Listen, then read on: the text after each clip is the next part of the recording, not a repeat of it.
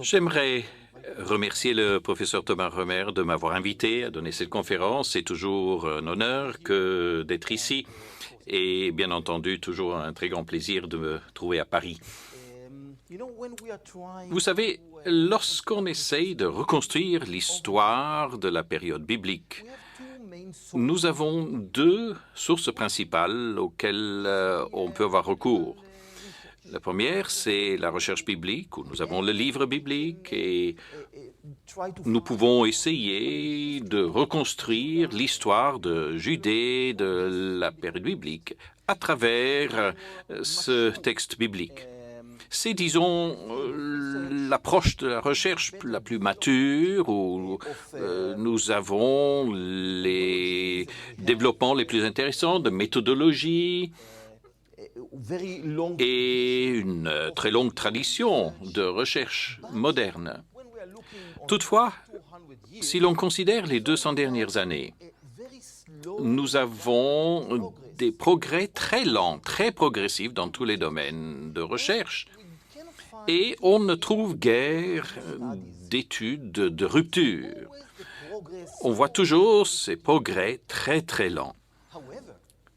Par contre, lorsqu'on passe à l'autre domaine de recherche, c'est-à-dire la recherche archéologique, là, on peut dire que c'est un peu le petit frère ou alors le méchant garçon de la recherche.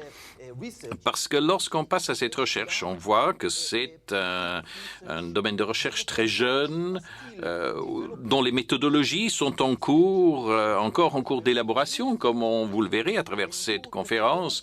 Avec ces nouveaux domaines de recherche et ces nouvelles méthodologies nous permettent de trouver des éclairages sur ce que nous avons à Ramat Rahel. Le fait est que à chaque fois qu'on va excaver ce site, on ne sait jamais ce qui va en sortir.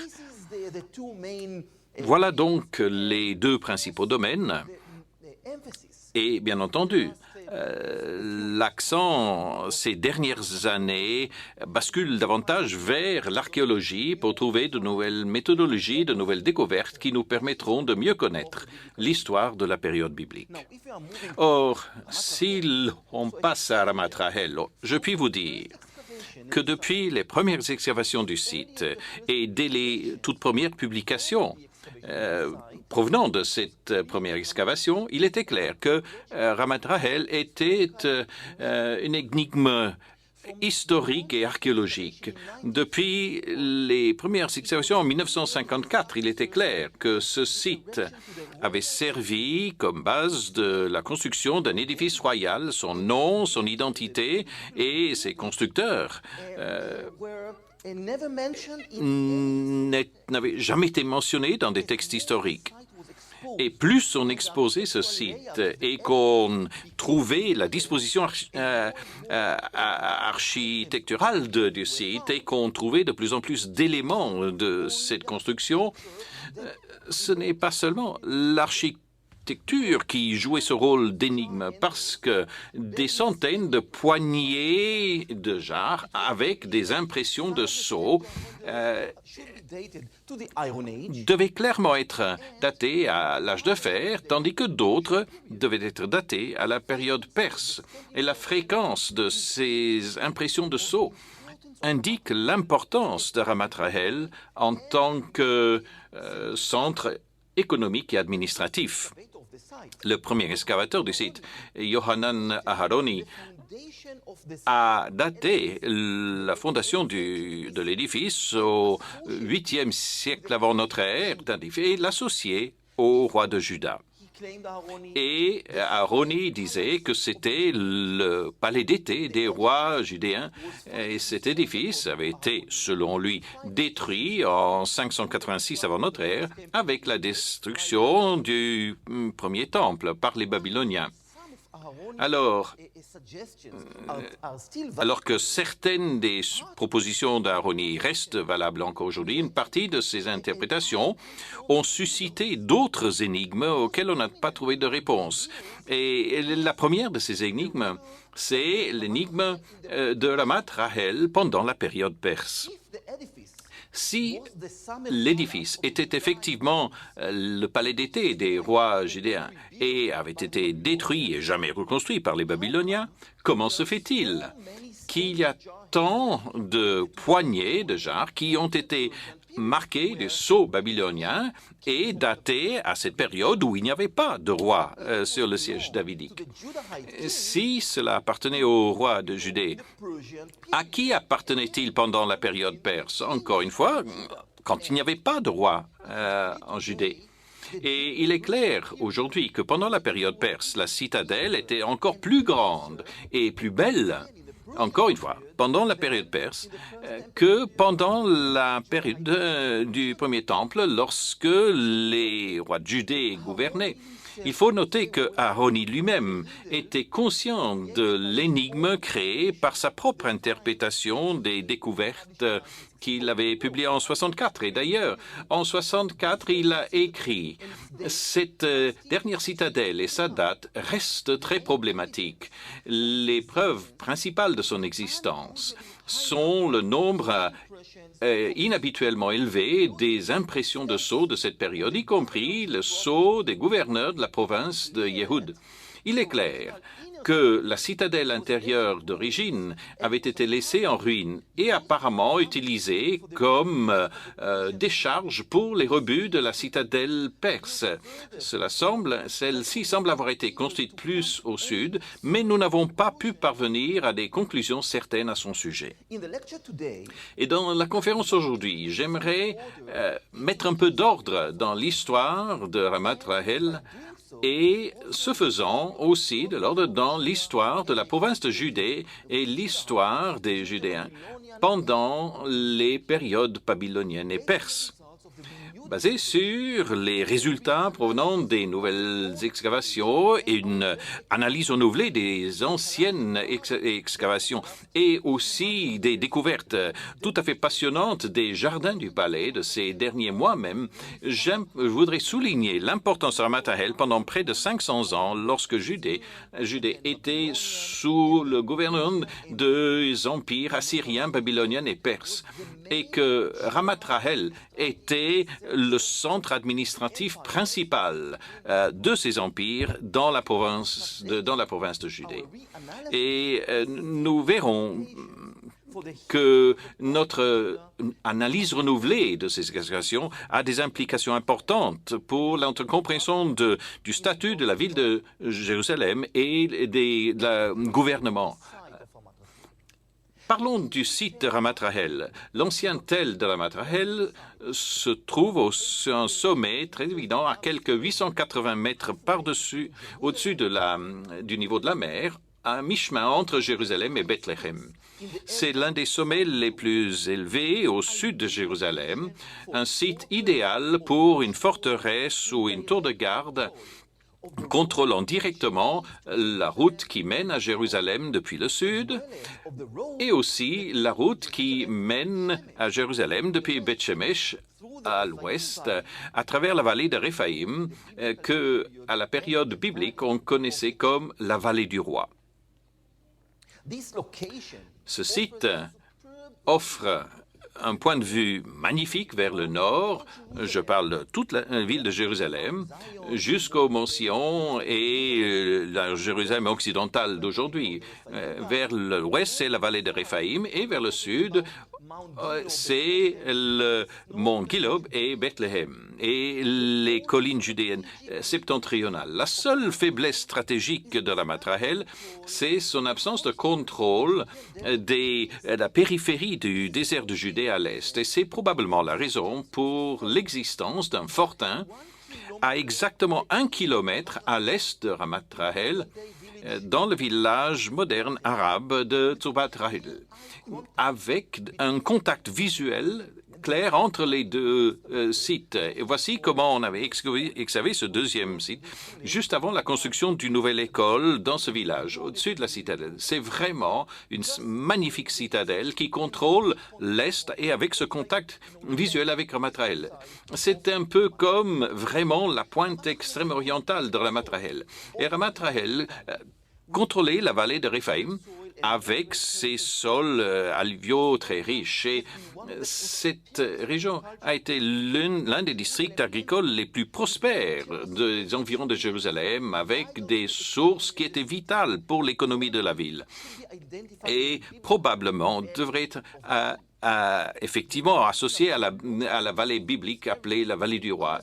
Et l'importance de cette zone est soulignée par les installations agricoles et les petites fermes trouvées un peu partout dans cette vallée et qui confirment que pendant cette période où c'était la vallée du roi, il y avait un très grand épanouissement agricole en même temps qu'il y avait sa construction à Ramat Rahel, c'est-à-dire l'âge de fer tardif et la période perse, sans aucun signe d'un hiatus entre les deux.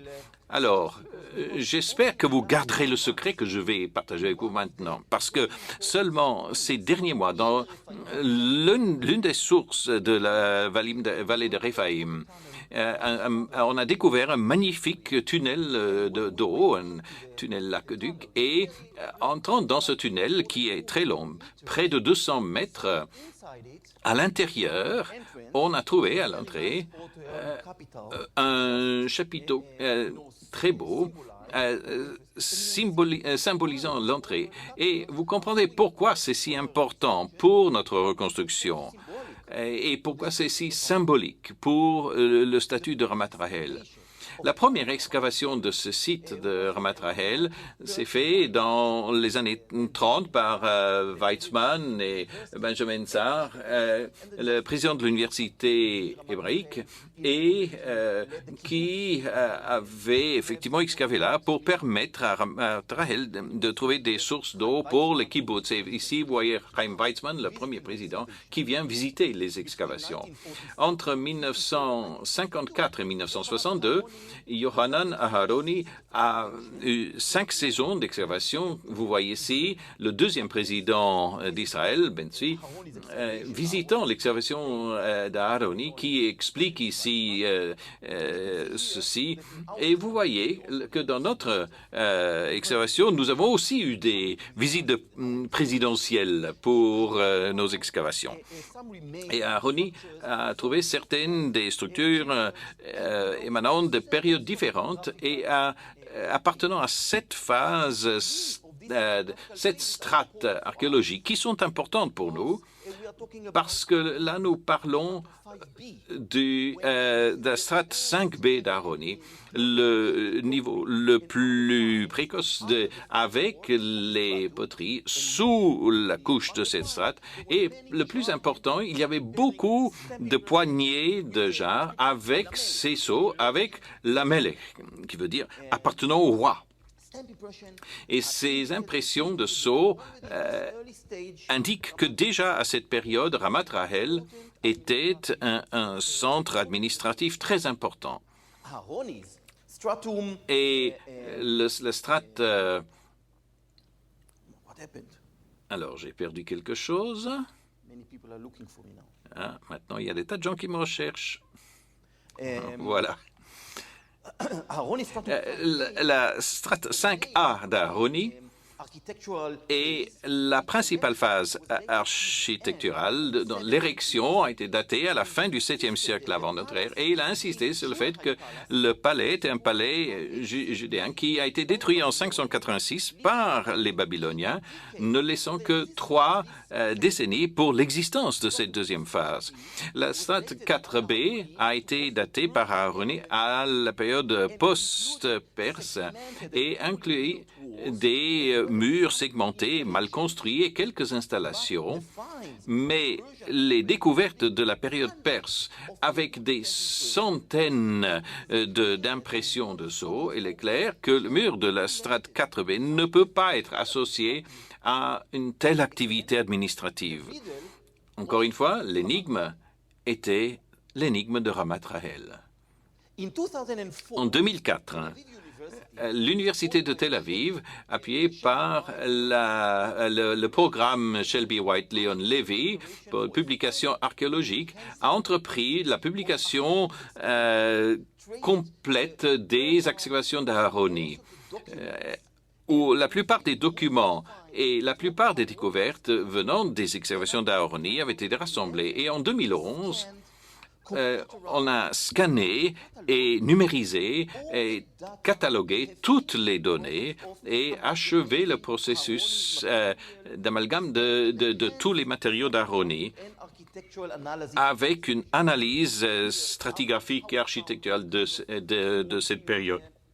Et vous voyez ici, comme on a trouvé quelques petits plans, on a tout introduit dans l'ordinateur et cela nous a permis de créer un nouveau plan et on a pu mettre cela avec des systèmes d'information géographique satellitaire et la publication finale devrait arriver très tôt, au tout début de 2014.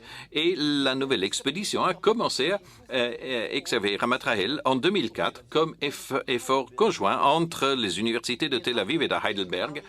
Et après une étude souterraine, on a construit 6 saisons d'excavation de 2005 jusqu'à 2010. Et vous voyez que chaque saison a sa couleur. Voici les 6 saisons que nous avons excavées avec l'assistance de centaines d'étudiants et de volontaires venant du monde entier. Et on a pu excaver des zones très larges. Et je pense que maintenant, on peut vraiment commencer à comprendre ce qui se passait là. En outre, une étude très complète des zones souterraines et des terrains agricoles et architecturels. Et nous sommes en fait les premiers à avoir excavé et daté les terrasses agricoles. Tout a été fait pendant cette saison à Ramat Rahel. Voici les zones des premières excavations et nous avons une bonne compréhension maintenant des phases de construction que l'on trouve à Ramat Rahel et une image chronologique et stratigraphique mise à jour par ces excavations qui nous permettent aujourd'hui d'avoir 9 phases différentes de construction et de développement et des phases aussi de destruction. La phase de construction la plus primitive devrait être datée au début du 7e siècle avant notre ère. Et la tour occidentale est la structure principale de cette phase. Elle a été construite avec les techniques habituelles que l'on trouve souvent dans les constructions de l'âge de fer de Juda, des murs très larges avec des pierres de tailles différentes, seulement partiellement taillées. Et cette structure, probablement, a fonctionné pendant la phase de construction comme une forteresse tour placée sur le haut du sommet pour que tous le voient, contrôlant toutes les routes qui menaient à Jérusalem depuis le sud et depuis l'ouest. À l'est de la tour, d'autres structures provenant de cette première phase ont été construites, mais ont été intégrées plus tard dans le complexe de construction qui faisait la deuxième phase. Et ici, vous voyez le sol de la deuxième phase par-dessus le mur de la première phase. Et le grand nombre de brisures de poterie sous ce sol sont datées essentiellement au 7e siècle avant notre ère. Et vous voyez ici donc le sol inférieur à cette phase de construction. Et ces poteries venaient avec 925 impressions lamellées et viennent très clairement du contexte stratigraphique en dessous de la deuxième phase et donc proviennent de la première phase de construction et contiennent les représentations de toutes les variétés connues. Et donc, toute la phase stratigraphique dont faisaient partie ces impressions jusqu'au moins la moitié, voire le dernier tiers du 7e siècle. Et vous avez ici aussi ces sceaux en ivoire, par exemple, avec des noms Shalom, le fils de Kalka, et bien d'autres découvertes provenant de cette excavation. Les traits architecturaux uniques indiquent que pendant cette première phase, le site a servi comme centre administratif et de gouvernement. Les chapiteaux, comme aussi une série de petites colonnes de pierre gravées. Voici les chapiteaux en volute. Et ici, les balustrades de fenêtres. Et nous les connaissons très bien. Vous pouvez au Louvre d'ailleurs et voir beaucoup de ceux en ivoire avec ce modèle d'une femme dans la fenêtre. Mais le seul endroit où on trouve ces balustrades de fenêtres, c'est à Ramat Rahel.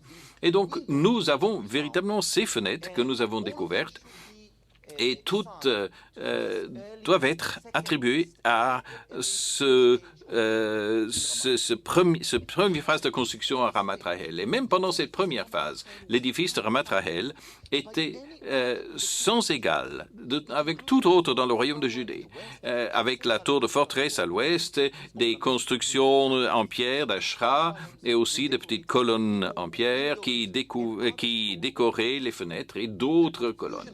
Cette profusion d'impressions de sceaux sur les poignées des jarres sont témoignage de son importance en tant que centre administratif pour la collecte de produits agricoles, probablement payés comme impôt à l'Empire assyrien. Et effectivement, cela allait amener à augmenter l'importance administrative dans les phases suivantes. Et les gens peuvent se demander, si un site aussi extraordinaire, pourquoi est-ce que c'est seulement à Ramat Rahel? Et je puis vous dire, c'est pas seulement là. Nous savons que les Assyriens ont construit des centres de collecte de taxes près des royaumes vassaux de la région. Et par exemple, nous avons un petit frère de Ramat Rahel, à Remetum Taibi, pas loin de la capitale de Moab. Et le plan de ce site est assez similaire à celui que l'on trouve à Ramat Rahel. Et la logique de l'emplacement de ce site est assez similaire à celui qu'on trouve à Ramat Rahel. Et c'est la seule structure dans tout le Moab où l'on trouve ces chapiteaux avec le même concept d'avoir le même site, mais avec, disons, des goûts différents, comment dire, avec des personnes qui avaient reçu, des personnes différentes qui avaient reçu les instructions pour construire ces chapiteaux et les ont construites et gravées avec des proportions différentes. Ceux à Ramat Rahel sont peut-être plus beaux, mais il faut dire, je suis peut-être pas très objectif. Mais voici le parallèle entre Ramat Rahel et Hirbet Mouraibi, et vous voyez qu'on a le même concept. Mais si on va un peu au nord, avec le citadelle du royaume ammonite près d'Amman, là c'est un problème parce que de point de vue archéologique, ça n'a pas été encore excavé. Voici les sites de Mouraibi. Mais si l'on va à Amman, on a trouvé les mêmes vestiges de chapiteaux. Et dans la cité de l'Amman, ils l'ont placé d'une manière un peu bizarre, je dirais, debout comme ça, mais il faudrait que ce soit normalement retourné, comme ici. Voilà, comme je l'ai changé. Alors, on trouve les mêmes éléments aussi à Amman, mais personne n'a trouvé cette citadelle assyrienne. Dans la deuxième phase de construction, que l'on peut dater au dernier tiers du 7e siècle ou au tout début du 6e siècle avant notre ère, on a construit vraiment la base du sommet. Et là, on bascule la période assyrienne à la période perse et babylonienne. Et l'édifice n'a pas été détruit à la fin de l'âge de fer et a été continuellement utilisé pendant les 6e, 5e et 4e siècles, pendant la période perse, et même élargi pendant la période perse. Le complexe des palais de la phase 2 était la structure la plus impressionnante de Judée, construit avec des blocs d'Ashra, avec ses décorations de chapiteaux en volute, avec ses balustrades de fenêtres, avec des petites pierres calcaires en formation de pyramide, et toutes ces décorations en pierre, essentiellement réutilisées depuis la première phase de construction et simplement continuées depuis cette première phase. Et cela, vous voyez ici, était entouré. Voilà, c'est des différents morceaux que l'on a mis ensemble avec des clous. Et c'est vraiment un travail d'une qualité magnifique. Voilà. Vous voyez un peu une reconstruction de cette période. Eh bien, cela était entouré par un magnifique jardin bien construit et avec du sol vous voyez ici tous les rochers qui avaient été coupés à l'horizontale pour faire un peu comme un court de tennis. Et par-dessus, 50 cm de sol basé. Et c'est vraiment un terreau parfaitement propre qui avait été apporté depuis la vallée. Et puis des tunnels d'eau, des canalisations, et toutes ces installations avaient été placées tout autour du jardin. Et ici, vous voyez un peu du plan, et vous voyez par exemple ces écoulements. Quand on parlera de la période assyrienne et perse, vous verrez que dans ce jardin, il était possible d'avoir tous les sens. Par exemple, il avait des petites chutes d'eau, seulement 40 cm, mais on entend l'écoulement de l'eau et on sent les fleurs et on voit ce jardin si beau. Vraiment à une disposition magnifique.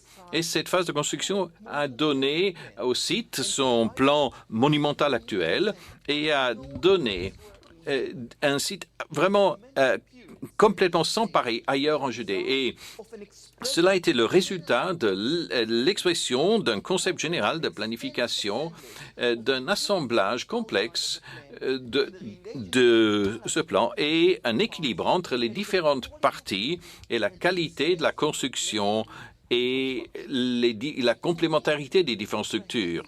Pour mettre en œuvre ce concept à ce stade, il était nécessaire d'avoir des travaux logistiques et organisationnels prenant en compte la forme de cette colline naturelle. Et dans ce nouveau plan, ils ont découpé le rocher sous le côté occidental pour les rochers ici ont une couleur un peu rougeâtre et ça fait comme une sorte de tour rouge. Et toutes les pierres qu'ils avaient taillées du côté ouest, ils ont placé dans le champ du côté à l'ouest afin justement de compenser la pente pour avoir une zone parfaitement plate. Et ils ont pris une colline orientée sud-est-nord-ouest et ils ont créé un palais qui se positionne exactement est-ouest. Donc, quelqu'un a voulu changer la nature naturelle de cette colline pour créer quelque chose de nouveau qui était bien planifié par des gens pour montrer la puissance de ceux qui occupaient ces lieux. Et donc, vous voyez cette colline naturelle qui a été taillée du côté occidental. Tous les matériaux ont été transportés du côté oriental afin d'avoir cette zone aplanie où ils pourraient construire le palais.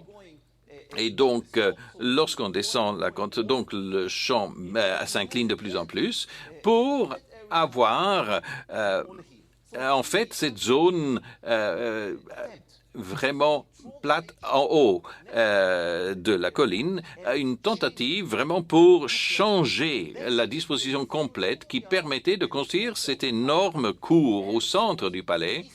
Et bien entendu, à l'est et à l'ouest, on avait cette très grande structure, très visible, pour montrer à tous ceux qui viennent de l'ouest, avec le jardin du côté occidental et à l'intérieur, toute cette zone magnifique qui était pleinement visible avec le jardin et tous les bâtiments. Or, quand on va parler du jardin, on peut voir que le jardin a été construit autour de la partie occidentale du palais. Et même si on ne prend qu'une partie du jardin qui a été bien excavé jusqu'à présent, donc je vous montre cette zone-là du jardin, vous voyez qu'ils ont simplement abaissé la roche de fond pour aplanir toute cette zone. Et toute cette zone, de nouveau, était pleine comme une cour de tennis et comblée avec 50 cm de sol d'excellente qualité. Partout où on a excavé, on a trouvé la même situation d'une pierre taillée à plat recouverte de sol. Et partout, on voit ici, par exemple, des tombeaux romains qui avaient été découpés là-dedans. Mais cela, bien entendu, cela vient plus tard. Et puis à l'intérieur, vous avez de magnifiques installations comme cette magnifique piscine ou ces écoulements d'eau ou ces tunnels qui permettent d'apporter de l'eau à différents niveaux. Là, c'est une autre réservoir qu'on a excavé. Et le jardin est peut-être le jardin le plus important que nous ayons excavé. Alors, quelques mots sur les jardins dans le Proche-Orient ancien. Nous savons que le jardin était très important pour les périodes assyriennes, babyloniennes et perses, par exemple. Ici, c'est une présentation assyrienne des jardins. Là, on voit qu'on a le palais. Encore une fois, notez aussi la période en moineau en forme pyramidale en haut. Et ici, vous voyez les chapiteaux que l'on voit dans la représentation du jardin. Et là, vous voyez, dans cette représentation, on a les mêmes éléments que ce que l'on trouve à Ramat Rahel et à Mutaibi. Et l'on voit que dans ces jardins, il y a toujours une structure et vous avez le jardin environnant. Et encore une fois, le jardin démontre comment les êtres humains maîtrisent la nature. Dans certains jardins, pas bien sûr dans celui d'une dimension de celui de Ramat Rahel, mais dans les autres plus grands, on faisait venir des animaux du monde entier pour montrer ce pouvoir. Et dans ces jardins, on a des plantes et des arbustes et des arbres venant d'un peu partout dans le monde. Et bien entendu, il y avait toutes sortes de cérémonies qui se déroulaient dans ces jardins. C'était vraiment un élément excessivement important dans les périodes assyriennes, babyloniennes et perses. Voilà ce que l'on sait. Donc là, je brosse un tableau très rapide, mais ce que je cherche à vous dire, c'est que nous nous sommes demandé longtemps à propos du jardin de Ramat Rahel, quelle était la disposition de jardin, et quelles étaient les plantes. S'il n'y avait que les vignes, les figuiers, bon, c'était un jardin sympathique, mais sans plus. Mais si on pouvait trouver d'autres plantes, peut-être des plantes venant de loin, des plantes venant même des quatre coins de l'Empire, cela nous donnerait peut-être vraiment des indices sur la véritable importance de ce jardin. Et lors d'une recherche que nous avons conduite tout récemment à Ramat Rahel concernant les plantes et les fonctions du jardin, nous avons trouvé dans le réservoir 2 du jardin, nous avons trouvé un petit abri et nous avions une drôle d'hypothèse peut-être, mais on s'est dit que peut-être un de cela était planté au printemps. Et peut-être c'était l'après-midi, il y avait une brise agréable venant de l'ouest, et peut-être que toutes les fleurs du jardin étaient en fleurs, et peut-être, vous savez, la poussière de pollen à l'intérieur des fleurs est allée avec le vent et s'est imprimée dans le plâtre humide et il s'est séché et a attrapé le pollen et cela permet de prendre ces couches de plâtre que l'on peut bien entendu dater et puis on peut retirer le pollen et voir quelles étaient les plantes qui étaient dans le jardin. C'était un peu une hypothèse un peu folle. Mais on n'avait guère d'autre choix parce qu'on avait déjà essayé plein d'autres options. Et donc, on a pris ce moulage en plâtre dans le réservoir 2 venant de la période perse parce que ce plâtre avait été couvert par des matériaux de la période helléniste. Tout cela est très bien attesté. Et donc, l'on voit qu'au IIIe siècle, pendant la période helléniste, ils avaient construit des fours pour fabriquer des matériaux pour la construction et ils ont mis tout dans ce bassin, dans ce réservoir. Et il était complètement bloqué. Donc on s'est dit que peut-être c'était le bon endroit pour vérifier quel type de pollen on pouvait trouver dans le jardin. Voilà l'idée de départ. Et donc, on est arrivé à vérifier. Et l'idée était que le pollen, vous savez ce que je veux dire quand je parle de pollen. Vous savez, les gens souffrent de ça, des rhumes des fois, n'est-ce pas, au printemps? Eh bien, nous savons que ce pollen est très fort. Et c'est un matériau qui peut durer des centaines, des milliers d'années. Nous savons que certaines fleurs ont besoin d'abeilles, d'autres ont besoin du vent. Et voici les différents types de pollen. Et on peut reconnaître les différentes plantes d'après ces différents pollens. Eh bien, nous avions cela et on a vérifié dans d'autres couches où on trouvait toutes les plantes endémiques méditerranéennes. Mais dans la deuxième couche que nous avons vérifiée, dans la période perse, on a commencé à trouver des observations très surprenantes. On a trouvé de la vigne, de ce qu'on s'attendait que ces vignes ce seraient dans le jardin. Et on a trouvé des figuiers, qui est un peu surprenant parce que les figues, c'est d'autres systèmes de fertilisation. Ils ont besoin d'abeilles. Mais encore une fois, bon, c'était acceptable. Mais on trouvait des arbres aussi qui n'étaient pas endémiques naturellement dans le désert judéen, et qui existent en Israël, mais généralement près des fleuves où il y a beaucoup d'eau. Et bien sûr, le cèdre du Liban, qui est très difficile à trouver dans les hautes terres judéennes. Et encore une fois, aussi des peupliers, par exemple, et aussi des saules que l'on ne trouve pas au bord du désert. Et d'autres, par exemple, les ormes qui venaient de l'Anatolie. On a trouvé aussi des lys d'eau qui étaient dans les réservoirs d'eau, mais ensuite on a aussi trouvé deux autres arbustes qui n'est pas seulement à Ramat Rahel. Et on a trouvé beaucoup de pollen dans le plâtre de ces deux arbres. L'un, c'est le noyer perse, et l'autre, qui est le plus surprenant, c'est le citron. Or, vous devez savoir que le citron, qui est un nom perse, le nom perse, c'est Tourong, et l'hébreu araméen, et c'est Etrog, vient de l'Inde. Et c'est l'un des fruits naturels qui, à partir de là, on a pu élaborer les citrons, les oranges que l'on trouve aujourd'hui. Et on a trouvé des preuves de cet arbre dans ce jardin. C'était la première fois que un citronnier est arrivé dans le Levant, est arrivé à Ramat Rahel. Et c'est un arbre qui est arrivé grâce à l'Empire perse. Ce n'est pas une plante locale.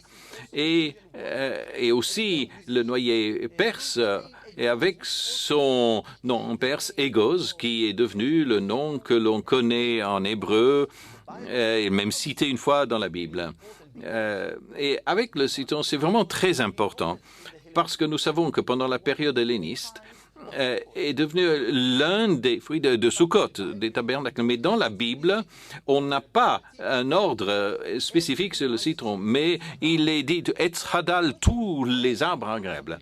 Et c'est devenu très important pour Sukkot, et quand est devenu si important dans le judaïsme, nous savons qu'à la période d'Alexandre, lorsque c'était la fête des tabernacles, et Zabinait a fait quelque chose que qui a mis les Juifs en colère, et d'après Flavius, ils lui ont jeté des citrons à la figure. Et donc, au IIe siècle ou au début du 1er siècle, déjà, c'était une plante déjà bien connue dans les fêtes des tabernacles. Mais la première fois c'est arrivé, c'était au 5e siècle, à la période perse. Et encore une fois, l'égose est aussi une des plantes que l'on trouve dans le Cantique de Salomon, avec la description d'un jardin avec l'égose, et puis aussi le cèdre du Liban, qui est un livre très symbolique, dont on ne trouve pas beaucoup d'exemples dans la zone de Jérusalem, et les ormes et d'autres arbres. Et donc, cela nous a permis de commencer à reconstruire un peu les différents arbres du jardin de Ramat Rahel. et nous a amené à envisager quel pouvait être ce jardin et quelle pouvait être sa fonction avec ces différents éléments qui avaient été apportés là par les Perses. Et cela est une indication très importante que même si le jardin avait été créé à la fin du 7e siècle avant notre ère, et il continuait encore à fleurir pendant la période perse, et dans cette deuxième couche a continué à exister tout au long du 6e siècle, à la période babylonienne, jusqu'à la période perse. Et il est probable que les arbres que nous avions identifiés avaient été plantés dans le jardin seulement pendant la période perse, à la fin de la phase 2, ou même au début de la phase de construction 3. Et la compréhension de la chronologie de cette phase de construction est cruciale pour une bonne reconstruction de Ramat Rahel à la période perse, parce que nous savons que la deuxième phase de construction était très tard au 7e siècle. Et ça, c'est qu'on ne trouve pas de poterie sous le niveau du sol, mais on cherche des choses qu'on n'a pas. Et ce qu'on n'a pas en dessous du niveau du sol, ce sont ces impressions de rosettes qui étaient très populaires à la fin du 7e siècle et début du 6e siècle. Et on en a des centaines à Ramat Rahel, dont aucune sous la strate de la deuxième phase. Donc, toutes par-dessus cette strate de deuxième phase. Et cela est une indication très claire que cette deuxième phase, avec le jardin, a été construite vraiment à la période très tardive du premier temple, lorsque Juda était sous le règne égyptien, voire babylonien. Et il est important de noter aussi que nous n'avons aucun signe de destruction de cette deuxième phase et il y a une continuité très claire entre le deuxième et la troisième phase qui s'est poursuivie jusqu'à la période perse. Or, pendant la période perse, nous avons la poursuite de toutes ces structures venant de la deuxième phase avec des ajouts d'autres structures appartenant à cette période perse.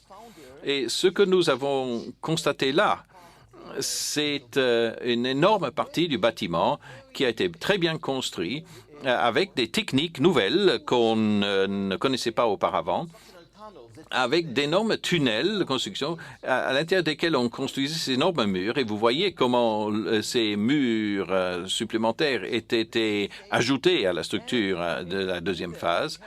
Et là, nous avons des tunnels d'écoulement d'eau qui apportaient l'eau vers d'autres réservoirs. Et tout cela était autour le bassin ou la piscine principale, centrale. Donc, toute cette construction était autour d'un énorme réservoir d'eau construit avec des techniques nouvelles et dont on n'avait aucun exemple en Judée auparavant. Il y avait un mélange de beaucoup de plâtre, un peu comme du ciment, entre toutes les pierres. Et on a ces couches de ciment et là aussi, nous ne connaissons aucun parallèle en Israël à l'époque. Et là, c'est la seule indication que nous avons concernant des constructions pendant la période perse, avec des techniques probablement amenées depuis la Perse et introduites à Ramat Rahel. Et tout cela était autour de ce réservoir d'eau. Cette piscine, le voici. Nous en avons observé quelques-uns des coins. Et voici comment ça se présente. Voilà donc ce que nous avons de la troisième phase. Je passe maintenant à la principale découverte de cette zone, et ça, c'est les impressions de sceaux Yéhoud. Sur un total de quelques 650 sceaux Yéhoud de la période perse que nous avons aujourd'hui, les 2/3 ont été découvertes à Ramat Rahel. Sur 495, donc près de 500 sceaux imprimés sur des poignées de jarres de la période perse en Judée, presque tous ont été excavés à Ramat Rahel. Et ces données indiquent très clairement que pendant la période perse et la période helléniste primitive, Ramat Rahel avait été utilisé en tant que site administratif pour la collecte de jarres d'huile et de vin probablement au niveau comme l'impôt que devait payer Judée. Et on trouve là aussi des assemblages de poteries que nous avons à Ramat Rahel qui sont les premiers indices que nous avons une continuité très claire entre le premier temple et au deuxième temple, avec tous les vases de poterie à l'époque que l'on connaît de la période de l'exil babylonien. Et pendant ces nombreuses années, nous avons un fossé, et dans ce fossé, on trouve des ensembles complets de jarres et qui datent au VIe siècle, avec cette impression du sceau, avec un lion, avec des impressions privées araméennes. Et ici, tout cela était rassemblé dans la salle de restauration. Vous avez une coupe ici de cette fosse. Et cela a été amené dans la salle de restauration. Et là, on a pu reconstruire cela. Et nous avons des centaines de vases d'argile bien datés au VIe siècle. Et avec beaucoup d'impressions, encore une fois, d'impressions de sceaux remontant à cette période. Nous avons une excellente analyse qu'on est en train de décrire maintenant à propos de ces poteries. Voici les premières poteries que nous avons clairement datées au VIe siècle et continuant du premier au deuxième temple. Et une autre chose, nous avons compté une construction avec beaucoup de vases de poterie. Et ça, c'est la fin de la période perse et le début aussi de la période helléniste. Et là encore, on a pu reconstruire tous ces vases. Et à la fin de cette période perse, c'est très important donc de pouvoir dater le début et la fin de la période perse et comprendre ce que nous avons à Ramat Rahel. Alors, concluons par rapport à ce qu'on peut déduire de toutes ces découvertes et quelle est la réponse que j'aimerais apporter à l'énigme de Ramat Rahel. La nouvelle interprétation de la stratigraphie et la chronologie de Ramat Rahel offre une réponse claire à l'énigme de Ramat Rahel à la période perse. L'édifice de la phase de construction 2 n'a pas été détruit par les Babyloniens au début du VIe siècle avant notre ère. L'architecture n'a jamais été levée et les activités administratives et autres ont continué tout au long du VIe siècle. Alors, certains ont été exilés, d'autres sont restés. L'administration en Judée a continué, même pendant la période de l'exil. L'assemblage de poteries du VIe siècle avant notre ère, ensemble avec les impressions de lions et privés du VIe siècle, représente la continuation de cette fonction du site pendant la période de l'exil. L'ajout de l'aile nord-occidentale pendant la période et les centaines de poignées de jarres imprimées de sceaux découvertes sur le site indiquent clairement que Ramat Rahel avait atteint le zénith de son activité au cours du 5e, 4e siècle avant notre ère, sous l'Empire perse. Et il semble que toute l'architecture, la grandeur, était résumée dans ce jardin, ce jardin impérial bien arrosé avec sa flore qui trouvait son origine dans la patrie perse. Et ces zones entourantes a dû laisser une impression durable à tous ceux qui ont pu le voir dans cet environnement assez aride. Et les arbres importés devenant de très loin et les plantes aromatiques et les arbres fruitiers impressionnants symbolisaient le pouvoir et l'influence des gouvernants locaux qui représentaient l'Empire perse. Il semble que ce site, pendant cette période, ce n'était pas seulement un centre administratif, mais la résidence du gouverneur de la province. Ramat Rahel est un site tout à fait unique en Judée. On ne connaît aucun autre site en Judée, même pas dans la capitale Jérusalem, qui ait une architecture similaire. Il semble que Ramat Rahel est aussi sans égal à tout autre centre perse partout dans le pays. Si l'on peut comparer quelque chose à Ramat Rahel, c'est le centre de Samarie de la période perse dont on ne connaît pas grand-chose, mais avec des jardins très similaires que les excavations britanniques ont aussi trouvé dans la ville. L'emplacement du jardin à l'intérieur de la cité était probablement dû au fait que à Samarie, à la différence de Jérusalem, Samarie a continué à vivre sans interruption depuis le 7e au 4e siècle en tant que centre de la province de Samarie, et ces fortifications ont continué à exister jusqu'à la fin de la période perse et probablement même jusque dans les périodes hellénistes et le début de la période romaine. Il semblerait qu'avec cette combinaison de ces édifices magnifiques à Ramat Rahel et ce jardin luxuriant, il n'y a plus de raison de douter de ce que, pendant la période perse, Ramat Rahel servait comme siège du gouverneur impérial de la province. Et nous pouvons proposer que le site a été construit sous le règne assyrien en tant que centre administratif, mais aussi comme le lieu du sépoux assyrien, c'est-à-dire celui qui devait surveiller tout le fonctionnement administratif assyrien à l'époque. Sous le règne babylonien, la dualité entre le lieu du gouverneur local à Mitzpah et le gouverneur est habité à Mitzpah, au nord de Jérusalem, et le centre administratif et peut-être le siège du Képou babylonien a continué. Donc, encore une fois, on a un centre local des Judéens et le lieu de l'Empire à Ramat Rahel, juste à côté. Ce n'est que pendant la période perse, le site de Ramat Rahel est devenu à la fois le siège du gouverneur et aussi le centre administratif principal pour la collecte des taxes lorsque Mitzpah a été abandonné et Jérusalem a renouvelé son statut comme le seul lieu de culte, le lieu du temple et le siège des prêtres. Et donc, Jérusalem est devenu un lieu saint et Ramat Rahel a uni le gouverneur et le centre fiscal de la province.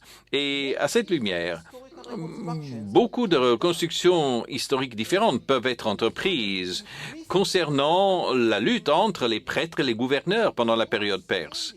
Et cela permet de nouvelles constructions dans Ésaïe et dans Néhémie et dans Ezra.